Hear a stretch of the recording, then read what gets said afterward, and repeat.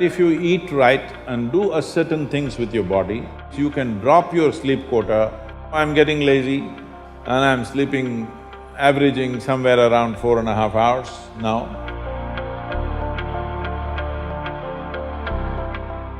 What type of food we should eat so that our life reaches its full potential for a college or a school-going student? So what kind of food? We must understand this. Food is not a religion, food is not a culture, food is just the fuel for this machine. Yes? There may be cultural aspects to the tastes, there may be even religious tinge to the food over a period of time, but essentially food is fuel for this body. So with what kind of food will it function with minimum struggle within itself and maximum impact? So suppose you buy a petrol car and pump diesel into it, it may still roll around but not at its optimum. Similarly, various foods you can eat and still somehow it functions. But those communities which have eaten with care, you can clearly see a distinct difference in the way they function, the levels of intelligence and whatever. So in India, we prescribed food for different people in different way. If you're doing menial jobs, you eat one way because you need physical muscle. If you're doing other kinds of trading and other kinds of activities, you eat another way. If you're a fighting class, you eat differently. And now if you're into education, spiritual process and subtler aspects of life, then you eat differently. If you're in education, one of the greatest challenges is to stay focused on something. The goddamn textbook, I'm sorry. The wonderful textbook that is written for an average intelligence. It's a common prescription. It's not written for the brilliant student. It is written in a way that it's a common prescription, everybody gets it. But that textbook, how much effort it is taking for a whole lot of people? How they have to read it 10 times to get it? But you lie down in your bed and read a love story, you remember every word, huh? Yes or no? How come? So you don't lack memory, you don't lack focus. It is just that textbook and you, chemistry is not working. So what you need is a higher level of focus, a higher level of involvement. And another great enemy for a student is, because this textbook is such a tranquilizer, the moment you open it, go to cinema till 2 a.m. you're up, open the textbook at 9 o'clock, right there, you smash into it. So sleep is another big enemy. So what kind of food do you eat so there is no inertia in the body? In yogic way of seeing things, we are looking at tamas, rajas and sattva. Tamas means inertia, rajas means activity but no balance, sattva means absolutely balanced kind of energy. When you're in education, you need a very balanced kind of energy because you have to focus on something which doesn't naturally interest you. It's not something with which your chemistry is gelling. If your chemistry is gelling, you are always focused on that one, isn't it? Here there's no chemistry, but you have to focus on that. For this you need a balance and a steady mind. For this you need to eat in a certain way. To put it very simply, food goes through your body through the alimentary canal. From your mouth to your anal outlet, there is a pipe. Through this it runs, going through various stages of digestive process. Many of you are biology people, right? So, it goes through the alimentary canal. Now it begins with the lip. Here, if you look at this, all the herbivores and carnivores.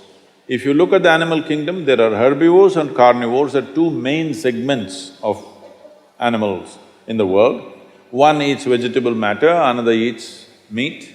If you look at the elementary canal, the way it is built, between herbivores and carnivores, there's a distinct difference. Everything in the human being suggests that you are naturally a herbivore, but for the sake of survival, we became carnivores.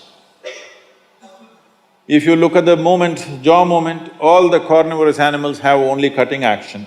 Herbivores have cutting and grinding action. There are molars, but carnivores don't have widespread molars, they have just incisors, canines, and everything looks like cutting teeth. So they do only this. All the herbivores do grinding. What do you have? Both. So you are supposed to chew your food.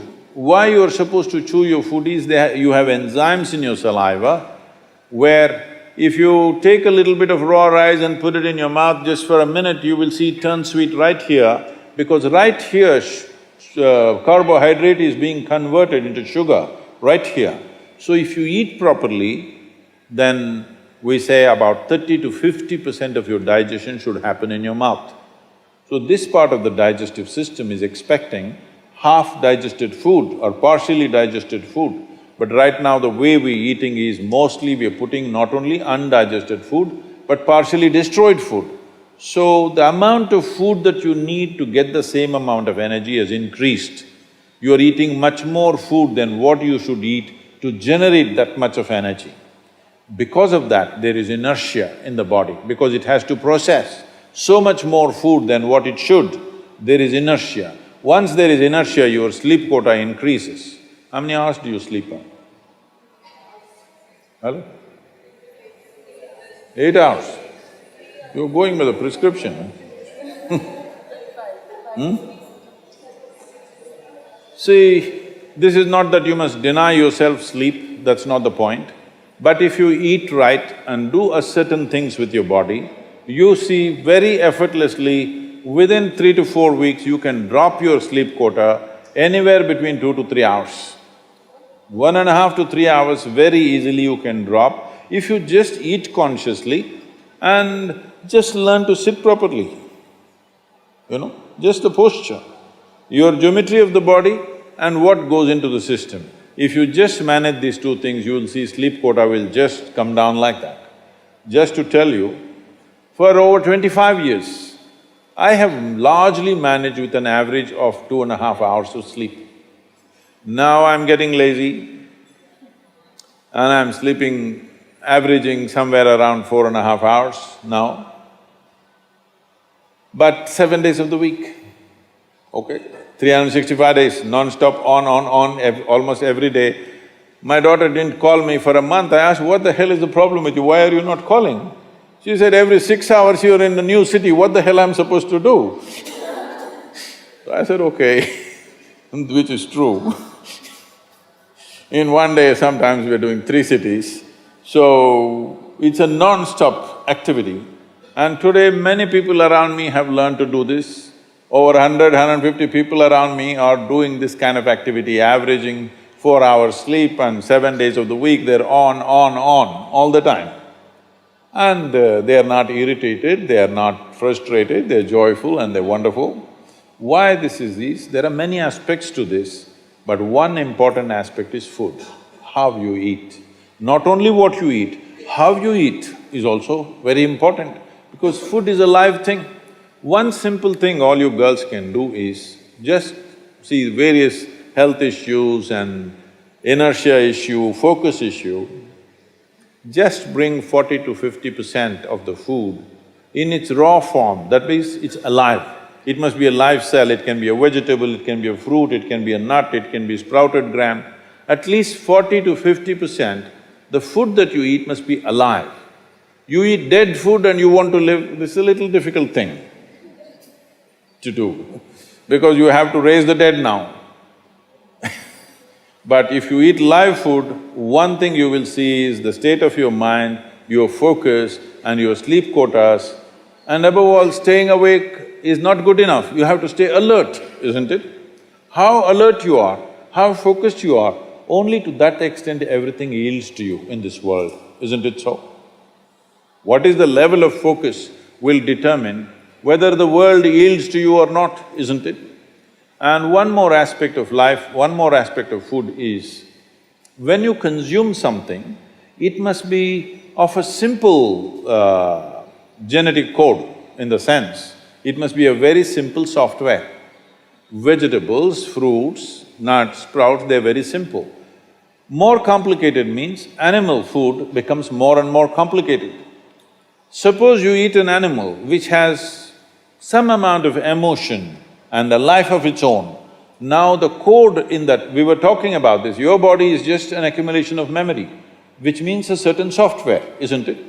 This is the most complex software. Human software is the most complex software on the planet of all the creatures.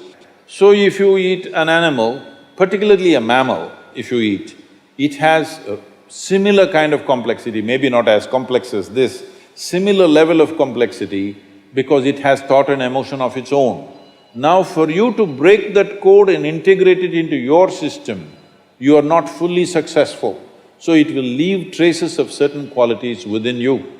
You cannot break that code and make it a part of yours because it's a different and complex code. If you eat a leaf, a vegetable, a fruit, a nut or a sprout, this is much simpler. If you must eat non-vegetarian food, you must eat that which is furthest away from you. So generally, fish and water life is furthest away from you. So if you must eat non-vegetarian food, the best thing to eat is you're on the coast. Fish is the best thing to eat that way.